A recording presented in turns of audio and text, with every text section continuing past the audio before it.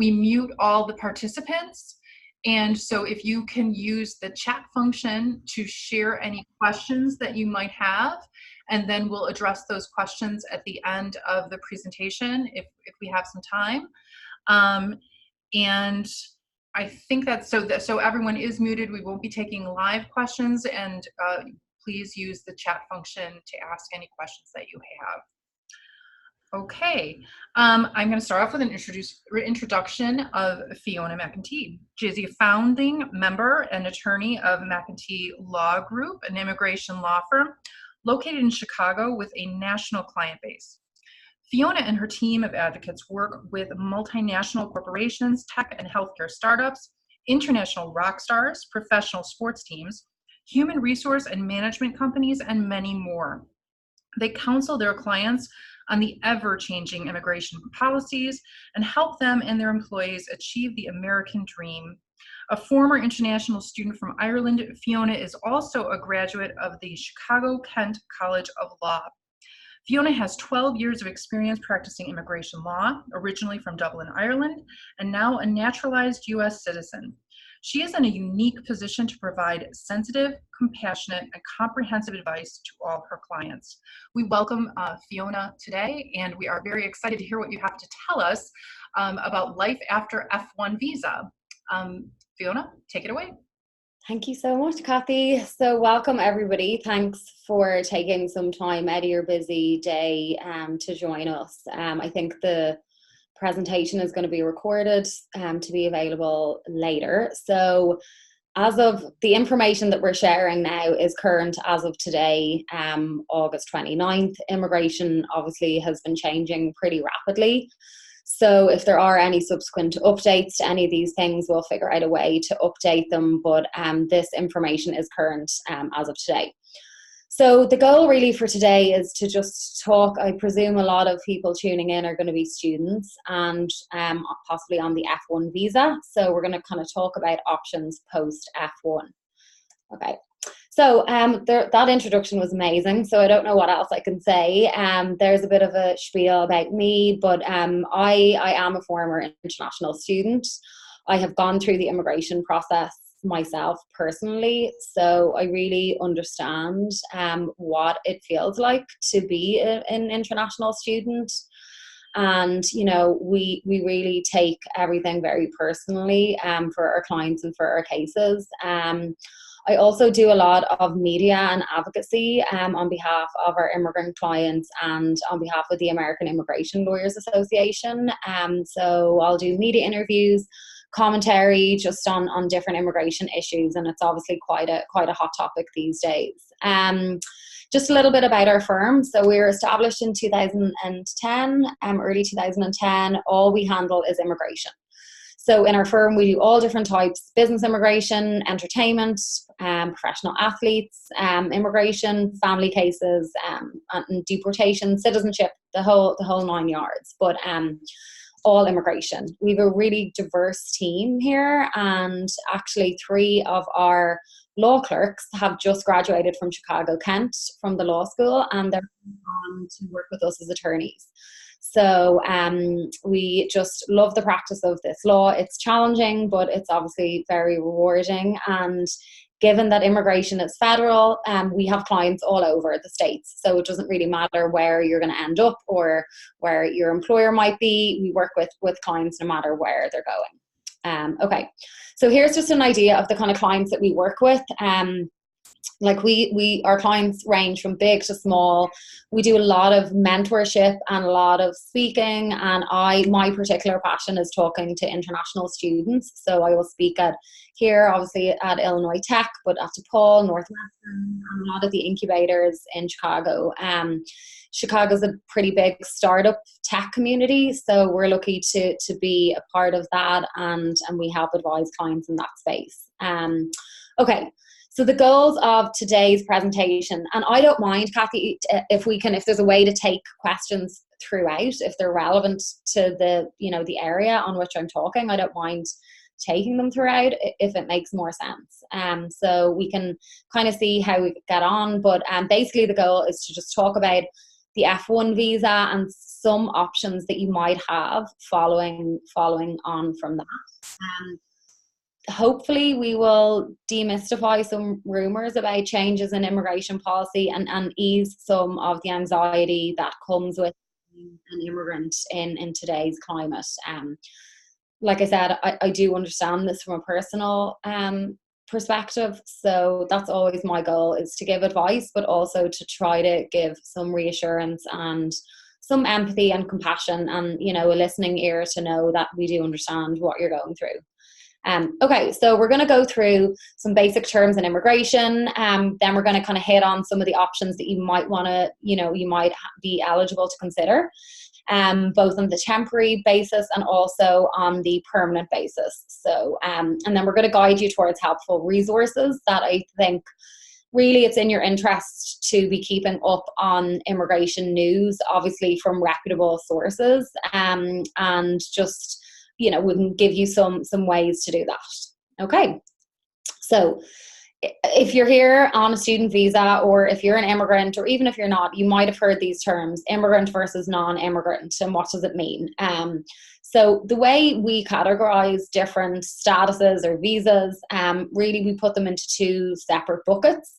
So we talk about non-immigrant visa options, and then we talk about immigrant visa options. So in the non-immigrant category, there are, F1 student visas, there could be H1Bs, there could be O1s, just different options like that. And they're non-immigrant, so they're temporary visas. On the other side of that is immigrant, so permanent residency, also known as a green card, also not green anymore, used to be green, but no longer green, but obviously still referred to affectionately as a green card. Some options in the non-immigrant temporary purpose allow you to pursue an immigrant option. H1B would be one of the main ones, but a lot of them are temporary, requiring temporary intent, and an F1 is one of those. So showing at the time of making the application that your intent is temporary. The H1B is a dual intent, so like I said, you can pursue both from that, and that's one of the big advantages of the H1B, and we'll get into that later. Okay, so employment-based options, or F1 visa as well, we'll put this in this box. So we're just basically going to talk about work authorization and how you could get that. And the first thing we'll talk about is, as a student, CPT and OPT. The thing about immigration that everybody notices or is aware of is that there's so many different acronyms. There's all these CPT, OPT, H1B, all these different ways to shorten phrases, and it's hard to keep them, straight. So we're going to talk about CPT first. So this is curricular practical training, and this is a way that students that are enrolled in university are able to get work authorization. It normally is not given straight away after enrolling into a program. It's normally, each university, will work with the student to determine how soon or, when they might become eligible for CPT. But it definitely has to be an integral part of the program. So it's related to the course of study. And you can be authorized for part-time or full-time basis. You'll go through your international students office, and I know Illinois Tech has a great students office down there, the main campus, and I myself used to go down there back when I was in Kent to get my Form I-20 signed anytime I was taking a trip outside the US. But you would also go in there for any type of work authorization that they need to obviously approve. So you can make an appointment. I'm not sure how it works from a scheduling point of view, but in any event, they, I think, have great resources available to talk about what CPT is and how it might work for you. So essentially, through the school official, you'll get a new I-20 form that would authorize you for CPT. One of the things that we're actually letting a lot of our clients know, our startup or business or tech clients know about CPT, because it's a great way for companies to get access to amazing talent, on a part-time basis or even full-time, depending on the eligibility. And it's a way for the company, really, there's no real cost to the company to go through the CPT. And it's kind of a win-win. You can work and you can get paid, and you're doing it while you're enrolled in school, and it gives the company an opportunity to get to know somebody, to see if it's, if they're going to have a long-term relationship with them. And if they are, they could look at different options like OPT. So this is upon graduating, you become eligible for OPT. You can get a practical training in your field of study, and you can work part-time, but most people work full-time post-graduation. The thing to know is that it's not an automatic thing. You have to apply for it, and you need to make sure that you're aware of the application deadlines. There are pretty sensitive timelines for applying for OPT. So you should really find them out, even if you're not graduating till next summer. It's just a good idea to be aware of what those timelines are, so that you don't want to miss the boat. You want to make sure that you're submitting your OPT application correctly, with the correct fee, with sending it to the correct office. I mean, we've had situations of people that came to us afterwards, after filing the OPT, and they just didn't do it correctly, and there was a fee change, and just things happened, and they basically missed out on their OPT. So obviously that's not something that after going through your F1, you obviously want to make sure that you're able to avail of this practical training afterwards. So for the good news is that without a STEM degree, you're eligible for up to 12 months, so a year of OPT post-graduation. And when I was in F1, and then even when I started practicing law like 12 years ago, you could only the limit for OPT was 12 months, regardless of what your degree was in. Since then, OPT has been expanded for STEM degrees, and this is particularly important, I think, for a tech university such as Illinois Tech. A lot of people will be in one of these designated STEM fields. So again, you should talk to the International Students Office, confirm that your degree is a STEM specific degree that would enable you to get this additional 24 months. Because you can get the 12 months initially, and if you have the STEM degree, you can get an additional 24 months.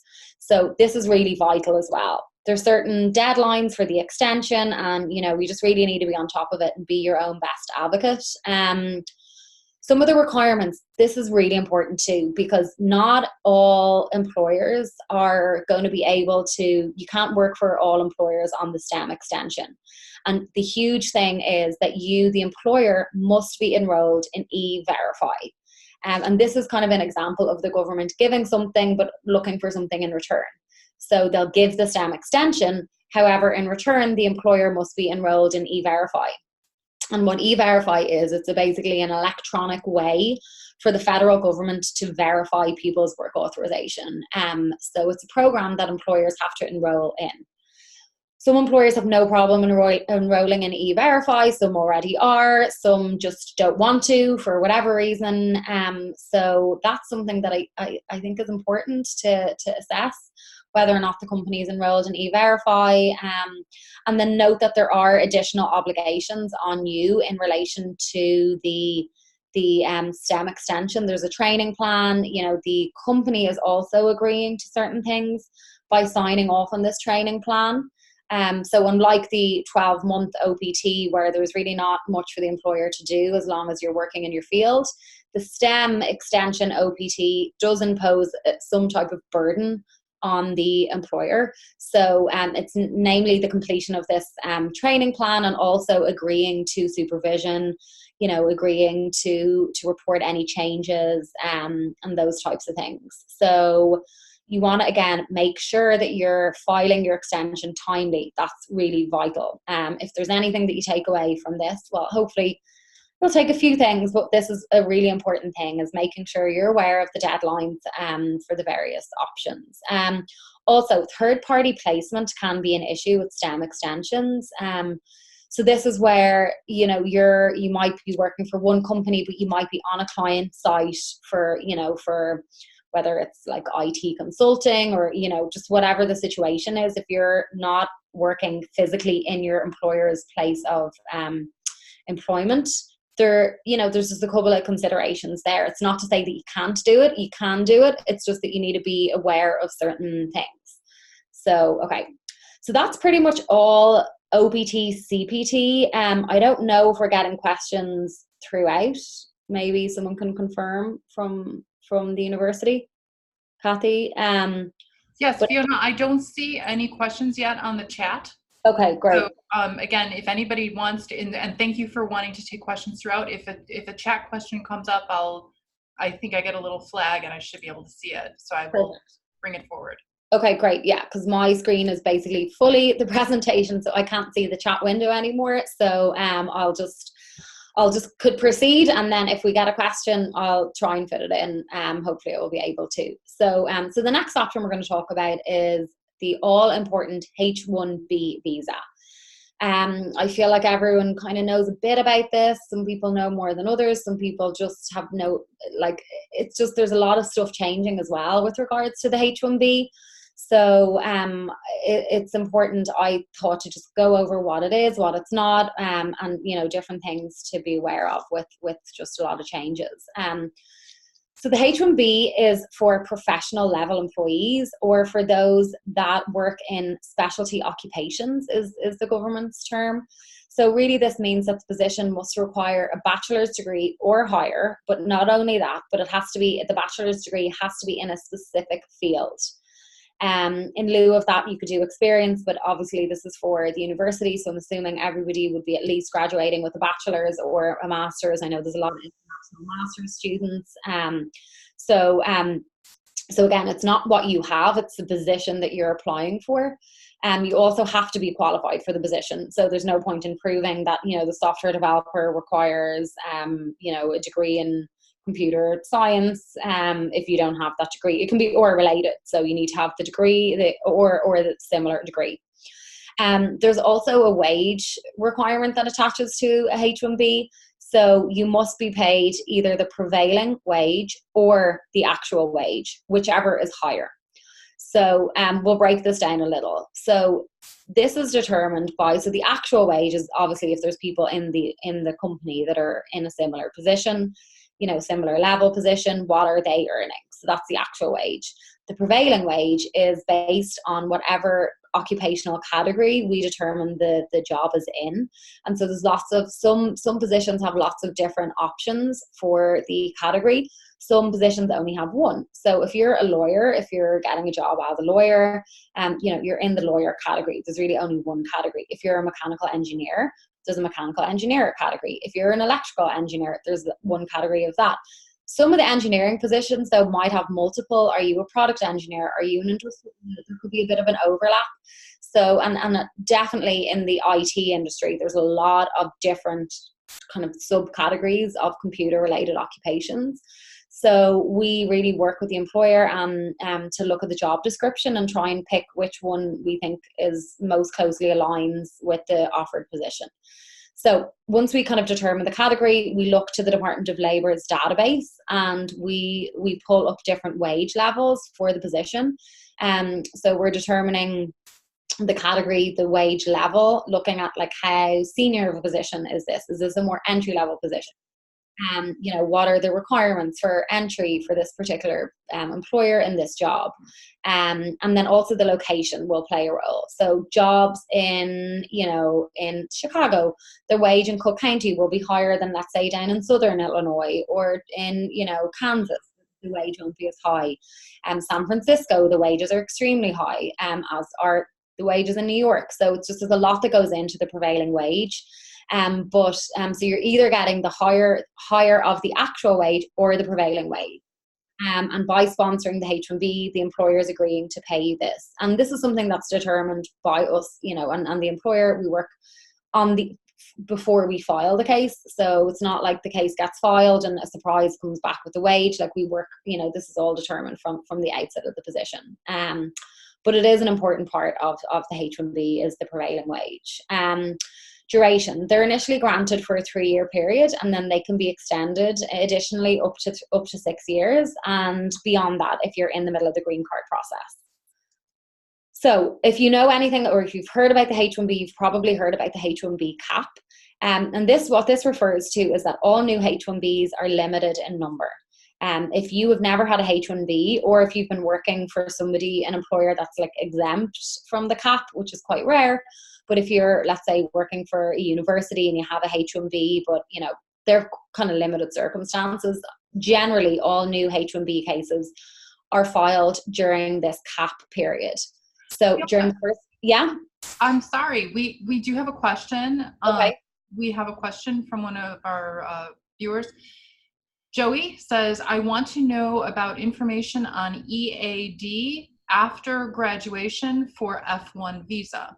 Okay, so that is relating to OPT. So again, this is going back to all these acronyms and everything. So the EAD is the employment authorization document, and that is the card that you apply for with your OPT. So post-graduation, you're eligible for OPT and you apply for your EAD. So that's related to the OPT period. So hopefully that answers your question. And I would really consider the resources of the International Students Office there in relation to anything OPT, CPT related. And that includes those EAD cards. Okay, so the H1B, if you're getting a new one, you're definitely in this lottery system. You're applying. A couple of dates to keep in mind. The first week in April is when all these new numbers become available. So if you're looking to get a H1B, you're probably going to start finalizing your employment and all those details towards the end of the year, maybe December, January, with a view to getting it filed on April 1st. So the first week in April, all the cap numbers open up. There's 65,000 plus, this is really important, 20,000 if you have a US master's degree.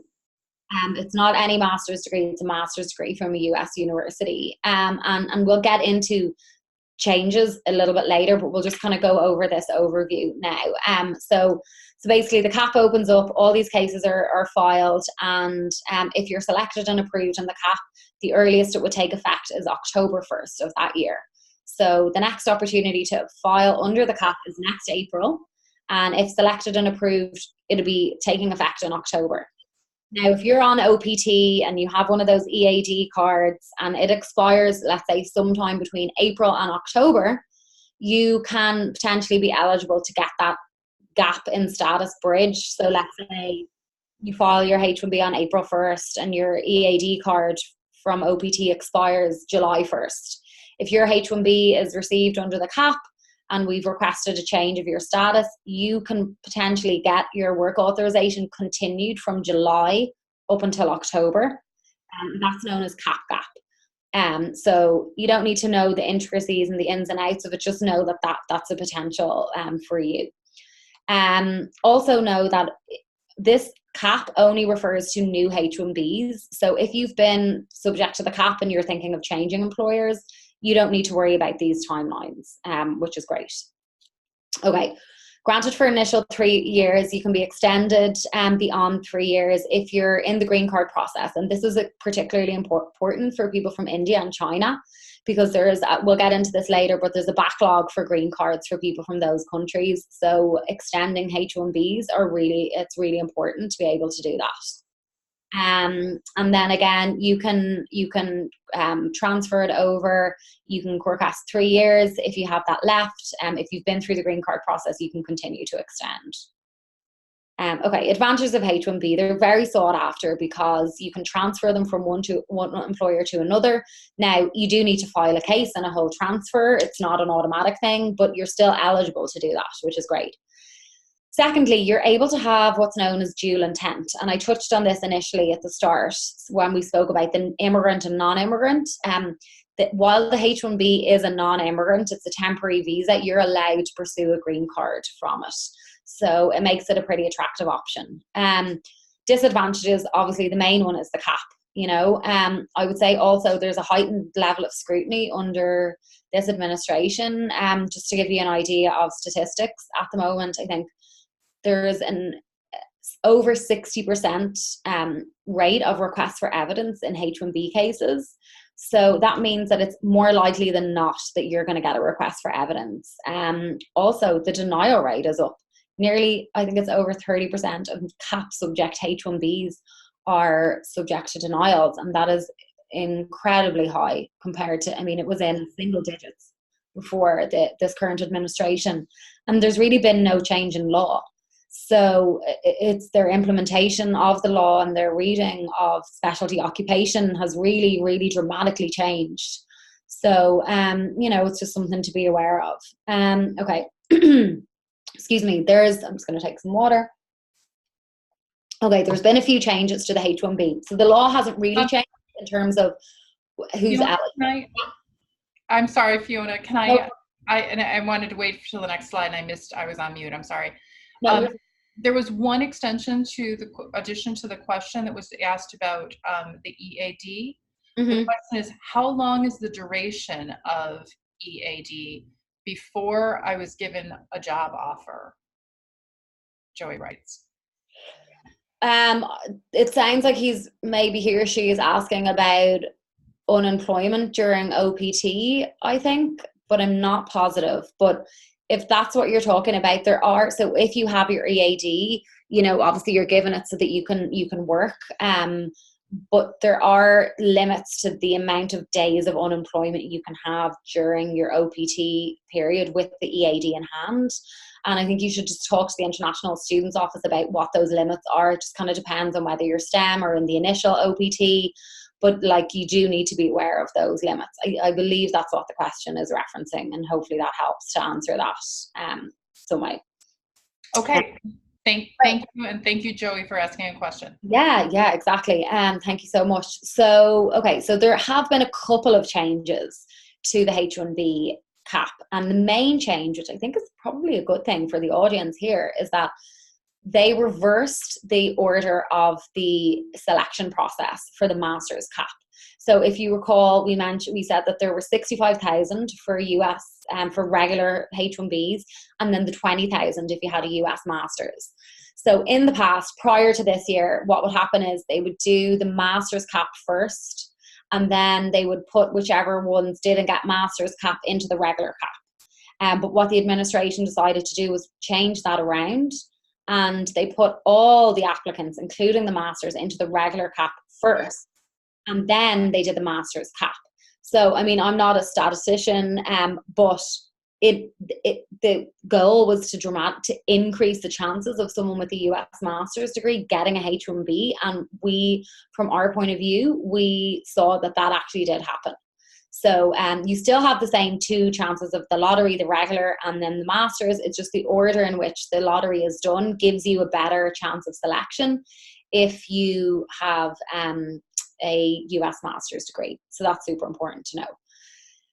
Next year, we are expecting even more changes. We're kind of bracing for these because we're not really sure how they're going to be implemented, but the changes are a pre-cap registration period. So the idea is that employers will have to register for the H1B lottery a couple of weeks before April 1st. And then the government's going to do some type of electronic lottery. And if the case is selected in the lottery, then you can file. So who knows? This was supposed to be, they announced it this year, but they delayed this registration piece. So we just have to wait and see. I think it's going to be hard for them to build a system that's going to accommodate maybe the demand, but who knows but watch this space. And this is why, keeping on changes in immigration is going to be important, because if you're looking to get a H1B and you're, thinking of April, it's important. Also, just because by virtue of the fact that it's a lottery, you're not guaranteed to get it on your first go. So my advice is to try to apply as the earliest you're able to apply. So if you even have a bachelor's degree and you have an employer that would sponsor you based on that, that might be an idea to start as soon as you're eligible, because we've had people that we do have to apply on numerous years in a row for it, and they're not guaranteed either. So it's still a lottery. So there's no guarantee that you're going to get the lottery on any given year. So the sooner you apply, the more chances you're going to have. So, okay, other hot topics: increase in RFEs. I touched on that. That's a request for evidence. Increase in denials. Very just high percentage of, level 1 and level 2 wage challenges. If you're, and they can be overcome. I think for the most part, it's the issues we're seeing more is with challenging positions as not being specialty occupation. So there's just a lot of heightened scrutiny on this, and it's I think down to an executive order called Buy American, Hire American, we're seeing that this is playing out. And from our point of view, you know, we work with employers every day that are, you know, of course they would hire Americans if people have the skills in these areas, but there's just a lack of, you know, there's just not the numbers of American workers skilled in these particular fields, especially in the STEM. So, you know, of course, they're reaching into the foreign national workforce that are very skilled, that are coming over a lot of times with bachelor's degrees, maybe even foreign masters, and coming to get a master's here. So, just something to keep in mind. There's also some targeted site visits, but this is pretty much for employers with H1Bs, and you know, of course, the government can visit any employer at any time, whether it's in, you know, I-9 audit or so on and so forth. So, just something else. Okay, we're going to move on. I'm conscious of time. I know I think we have about maybe 20 minutes left, 25 minutes, but we have a lot to get through. So, we're going to go on to H1 Extraordinary Ability Visa. These are one of my favorite cases to work on, and our office, we do a lot of these for people in various fields. I also spoke on our immigration lawyers, the American Immigration Lawyers Association. I was the panel leader on the H1 and the Extraordinary Ability Green Card at our national conference in Florida in June. We had a 3 or 4 day long conference, and one of the panels was on H1s and EB1s, and it's definitely my forte. We love these cases. So H1s, extraordinary ability, it can be in various fields, including science, education, business, you know, pretty much whatever field you can think of. You know, you can look at potentially an H1. Now there's 2 different types of H1s, the H1A, or sorry, I'll start with the H1B. The H1B is basically arts, motion picture, or television. So, you know, arts it could be anything from a leading barber to a musician, or a, you know, creative director, fashion, you know, even maybe architecture could be considered arts. It just kind of depends on definitely creative. Designer, those types of things could be in the arts, the H1B. Otherwise, you're looking at the H1A, which is science, education, business, tech, all that kind of stuff is H1A. And it matters because the requirements are different and the standards are different. So it does actually matter which H1 you're applying under. So essentially, we're looking for someone who is extraordinary, and we'll talk about how we show that, and then showing that the person's coming to continue to work in their area of extraordinary ability. Okay, so this is just the huge list of the H1A. So there's a list of 8. We need to show 3 of these. So the things that I'll just point out some of the main ones that we use. So showing that you had received maybe nationally recognized prizes or awards for excellence, you know, depending on the prize. Sometimes we don't love just including university level prizes, but it would just depend on the significance of the prize. We've had clients that have founded startups that went on to be named in the Forbes 30 under 30. You know, that's obviously a national prize. It's a pretty prestigious honor, things like that.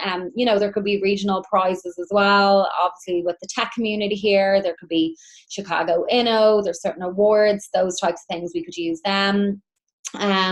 Press. So if there's press about you, or let's say you've created a startup and the startup's getting press, you know, you and your work in the field, that's one that we could use. Showing that you've made original contributions that are majorly significant to the industry. This is a favorite of mine as well. So it's a 2-part requirement. We need to show that the contribution is original.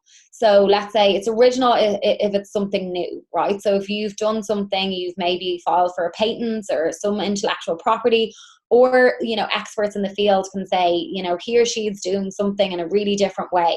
You know, that could be something that we would classify as original.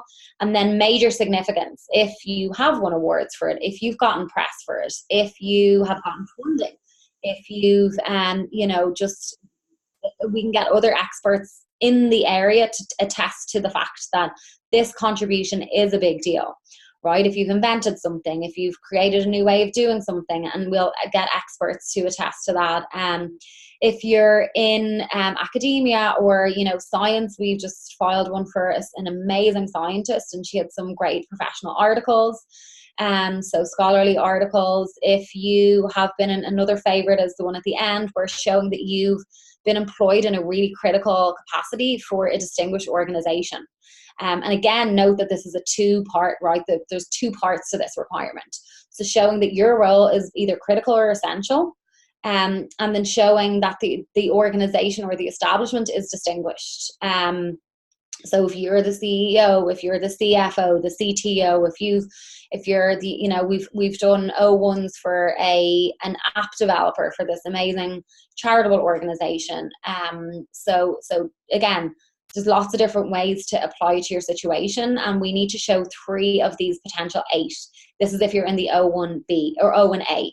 I didn't put in, I think, the O1A requirements or the O1B, the artistic ones. They're similar enough, same type of thing we're looking for, and again, we're kind of looking at to show that you're extraordinary. Now the standard is high, the scrutiny, like any other type of visa, has increased, and you do need a sponsor or company to file the case on your behalf. But importantly, it is possible for you to have an ownership share in the sponsoring entity. So if you own some of your startup, that can still, it's a separate legal entity if it's incorporated, and that could sponsor your O1. Really important as well is there's no cap on O1 visas. So they're available year round. And we have successfully filed O1 visas for students that were on OPT. So that went from F1, you know, had this amazing idea, got a lot of support from university, and was able to really grow the idea. And then went on to do that, to kind of work on it with their OPT, and then went on to O1 Extraordinary Ability Visa, and has done so much more since then. So that can be the trajectory of someone's path. Sometimes somebody goes from H1 from F1 to H1B and then to O1. But you don't have to get something in between. If you've done something that's very innovative, and we can show that, then, you know, there's no reason why you couldn't consider the O1 straight away. So just keep that in mind. And sometimes you can be more extraordinary than you think. You know, a lot of times people can be quite humble about their achievements, and, you know, we need to really sit down and say, you know, people can be turned off by the idea of like claiming that you're extraordinary. But, you know, it sometimes it's, you know, we have to draw things out of people and really show them that they actually are extraordinary and that they do deserve a chance at getting one of these options. So keep that in mind. Okay. Moving swiftly and quickly on to the next option is the E2. I'm going to just briefly touch on this because the main thing is that you have to be from a country that has an E2 treaty with the US. So the big countries, India, China, they're not on the E2 treaty list. There are some other ones, Israel, the UK, Turkey, Australia, Canada, Mexico, lots of others are. There's an E2 treaty list that you can find on the Department of State, or you could just get in touch with us and we can let you know. So this is really for somebody who wants to set up their own company, or purchase an existing business. And we need to show that the business is at least 50, ideally 51% foreign owned, to be eligible for the E2. You must make a substantial investment in it. That's not defined, so it gets into this grey area of a lot of other immigration areas. So, but really we're looking probably at no less than 100,000 for the investment. We've done E2s for what I would say is like brick and mortar businesses, so for restaurants, for cafes, for hair salons. But we've also done them for, you know, services businesses. We've done them for app developers, for an app, actually a food related app we've done an E2 for. So, you know, if it's something, if you're in the entrepreneur vein and you're thinking, I'm going to set up this business, if maybe you think that it's not quite at the O1, you know, you don't have enough time to maybe get the press, get the awards, but you think maybe you do have a great business idea, then you could, and you're from one of those treaty countries, then the E2 could be an option for you. It's obviously not going to work for everybody, but just something to keep in mind. It might be an option. So, okay, then, you know, the initial E2 period could potentially be 5 years. It might be initial 2 years. It just depends on where the person's from and a few other factors. Okay. Skipping on to the TN visa, again, it's not going to be applicable to everybody, so I'm just going to touch on this. It's either you have to be either Canadian or a Mexican citizen. Unlike the H1B, there's a specific list of NAFTA positions, so it comes under the NAFTA treaty. Architect, computer systems analyst, industrial designer. There's lots of tech positions. There's lots of teaching, and it's a pretty expansive list. Not every position is going to be there, but sometimes you can work with the position and kind of see if you can get it in there. And it also requires a job offer from a US employer, and you have to have if there's, let's say, if it's an industrial designer, it might require a degree in industrial engineering, and you must have that bachelor's degree as well. Okay, so that's the TN. I'm not going to dwell on it because I'm not sure that it's applicable to loads of people. There's not a cap, so you can apply year round. It can be done pretty quickly.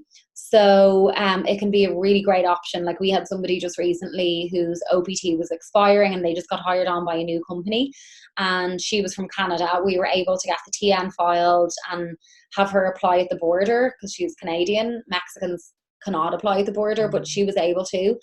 And she did the TN. We had everything prepared, filed, and she was back in the US within a week. So it's an amazing option. It can be, but also it's not going to work for everyone. Okay, so that pretty much covers all the temporary non-immigrant visas. The green card options, I'm going to talk about the PERM.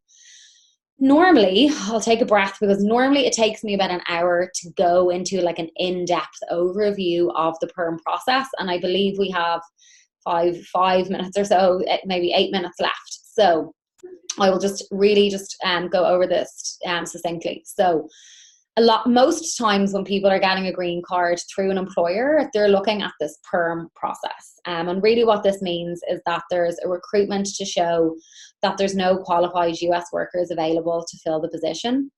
There's two main categories in PERM. There's the EB2 and then EB3. You might have seen EB and kind of wonder what that means. And really that means employment-based EB. So EB2 is for positions. Now, it's not what you have, it's what the position requires. So the position requires a bachelor's degree and 5 years of experience, or alternatively, a master's degree, at least a master's degree. If the position's not fitting in either one of those, you're going to be in the EB3, and it's basically less than that. So a bachelor's plus 4 years, a bachelor's plus 2 years, and then there's skilled and unskilled. So you're either EB2 or EB3. This is, let me see, does this work? Oh, great. So this is very fancy. So it's a 3-step process. The first step is the labor certification and PERM process. So this involves recruiting in the market to show that there's no qualified US worker available. I'm going to get into that in a little bit more detail in the next slide. Second step is the I-140, and then quickly followed by the third step is the adjustment of status application. So the first step is this PERM step. So this is further broken down into a 3-step process. We have this done out in a flow chart. And so I just took a screenshot of the stage 1, but I'd be happy to email people the flow chart if they want to email us. Our email address is info@mcenteelaw.com. So info@mcenteelaw.com. And we'll have our contact info at the end, but if you want to email me, I can send you on this full PDF. But basically the first stage involves getting a prevailing wage. And we've heard that before, right? That's with the H1B, we spoke about the prevailing wage, but it's a little bit different for PERM. In the H1B, we have the flexibility to look at the positions and pick the category and the wage level. But in the green card process, the employer picks the category, the Department of Labour. Once they receive our job description, they pick the category and then they pick the wage level. So it takes about 3 or 4 months to get that. And once we get that, we can move on to the recruitment, where we test the labour market. We have to conduct various ads and things like that to show that there's no qualified US worker available. And assuming we're able to show that there was nobody qualified, we can move to filing the PERM. So this whole process can take anywhere from 8 months or so, maybe more if you're audited, and it just depends on the processing times. Okay, stage 2. assuming now we've made it through stage 1, we've recruited, we've filed the labour cert, we've gotten it to show that there's no qualified US worker. The company now files a green card petition saying, we did all this recruitment, we have this certified open position, and now we want to attach it to, so match it up to the foreign national and say we want to hire so-and-so for this position. It looks a bit random, 15 days or 4 to 8 months. So 15 days would be if you premium processed it, if you paid an extra fee to get it adjudicated in 2 weeks, or you're left with the regular processing times, 4 to 8 months. That's stage 2. Stage 3 quickly is basically the end part of the process where you're filing for your green card application, showing that there's nothing in your background that would disqualify you from getting a green card. Really important to know is that we can only get to this stage if there's a green card available to you. So if your priority date, if your place in line is available. This is very complicated, and it changes on a monthly basis, but just take away that if you're from India or you're from China, unfortunately there's going to be an additional backlog for you. Less for Chinese nationals, a lot more for Indian nationals. Unfortunately, it's based on supply and demand, and there's per country limits per year. So that's kind of resulted in the backlog there. Now, the one thing we do know is obviously the sooner your place in line gets established, the sooner the green card will become available to you. One thing I want to mention, it comes up quite a lot. A lot of people think you have to be in the US for a certain time before you can start the green card process, or that you have to be on your H1B for a certain time before the green card process can start for you. And that's actually not true. In theory, you could go straight from F1 to green card. And actually that's what I did. An employer that I started working for sponsored, so I did my OPT, and then we started this PERM green card process, and we were able to get it all done by the time my OPT had expired. So you don't actually have to go into H1B at all. So just keep that in mind. And you can't really stay and work here based on a pending green card until you're getting to stage 3. So before then, you do need independent work authorization. So some people might have to do the H1B, or the O1 or other things in between. And also know that there's other types of green cards. This is just the PERM green card. There is an extraordinary ability green card. There's a national interest waiver green card. So there's other ways to get a green card. Obviously we just didn't have time to cover them all, but the most common way is through this PERM process. Okay, just to give you an idea of the backlogs, this is from this August. You can see that this is the employment-based section. You can see EB2, this is the second, the third. So it's actually backlogged for everybody, even in the all other chargeability. But if you look at the India, it's 2009 for EB2, 2005 for EB3.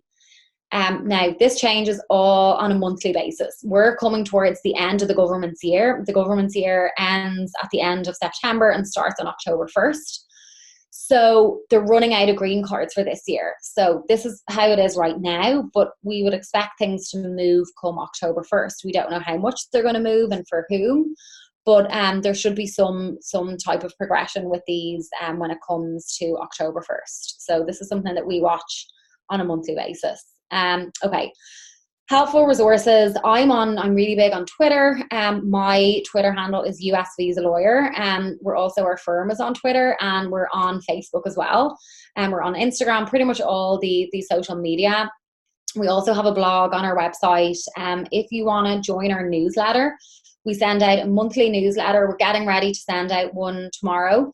So it's just basically immigration related events, things that we're doing, also any updates. So it's pretty helpful and not spammy. So if you want to sign up for that, you can go ahead and do that directly on our website, or you can email me and we can add you to the list. And also, immigration sometimes involves thinking outside the box. It is grey. There are many different shades of grey. Not everything is black and white. So, and planning as well, right? Giving yourself the best chance at long-term success. does require planning, does require you taking ownership of your immigration process and being your best advocate. So I would encourage you all to do that. Is there any questions? We can take them now, if there are any. And yes, Fiona, this is Kathy, there are some questions that we were holding. Let me go back and find the first one.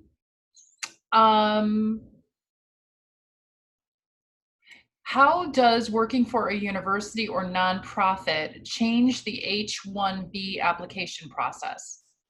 That's a great question. So the cap that I was referring to is that's for institutions that are subject to the cap. If you have a job offer with a university or with it's not just a nonprofit, it has to be like a governmental nonprofit.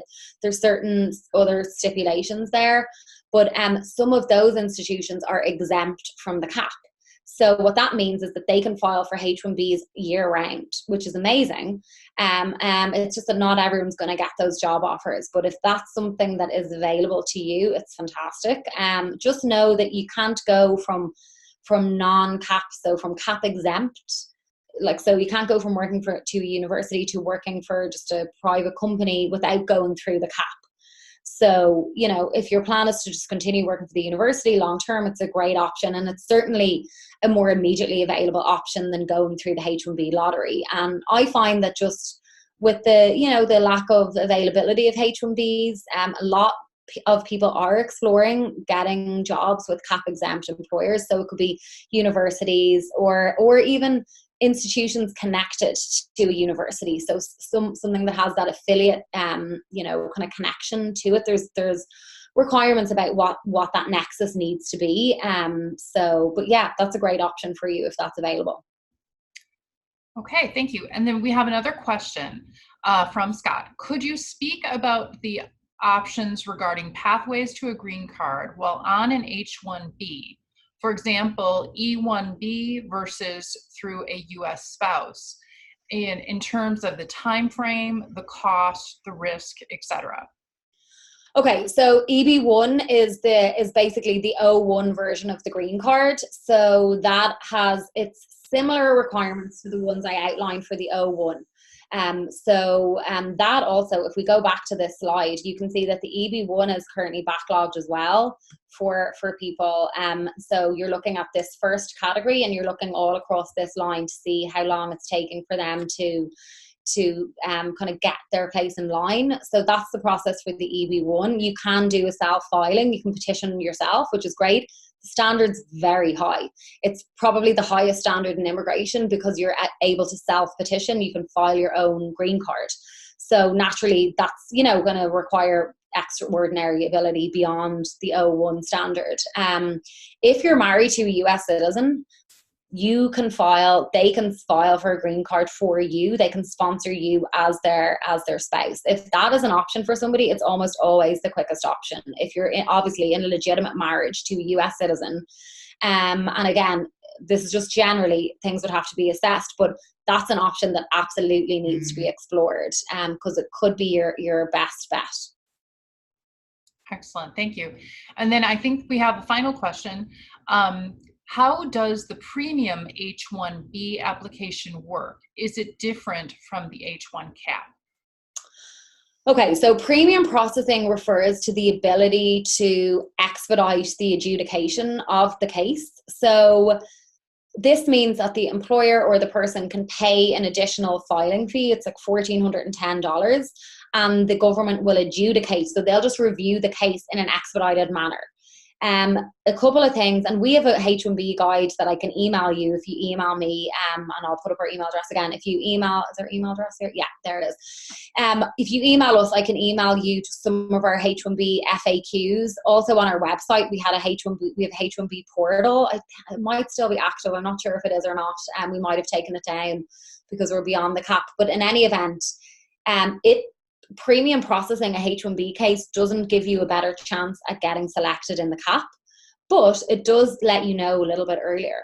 So it can provide some comfort. It can give just you some more notice for planning purposes. So it might be a strategy. Also note that premium processing was not the administration, the USCIS just removed it as an option last year. And they just stopped it completely for cap cases, and then that was expanded for all H1Bs, or for almost all H1Bs. This year, they brought it back just before the cap, but limited to people who were here and getting change of status. So it's not always available, and it doesn't always, during cap time, it's not always effective straight away after filing. They normally say, okay, you can file it for the first week in April, but if you're doing premium processing, that won't start the 15-day, the 2-week clock doesn't start until, let's say, May. So, but it's definitely a lot faster than if you filed it with regular processing. So, yeah, you know, you whoever's filing the case for you, the lawyer should be able to advise you on the pros and cons of filing with premium. Sometimes for strategy purposes, it might not be advisable. If you were trying to get cap, you know, there just might be some kind of nuances that might make it not advisable, but definitely a worthwhile conversation to have. Okay, I think, let me check, that is the end. That concludes our questions. Great. Fiona, thank you so much. This was unbelievably informative. Good. And, thank you for leaving your contact information. I encourage everyone to take that down and follow up with other questions directly with Fiona. And then we have recorded this session, and it usually takes us about a week, but then you'll be able to find it on the IIT Illinois Tech website as well. Great. All right. Perfect. All right. Thank you so much for taking time out of your day to host this, and then thanks to everybody for tuning in. Thanks. Have a great day, everyone. Okay, take care. Bye. Bye.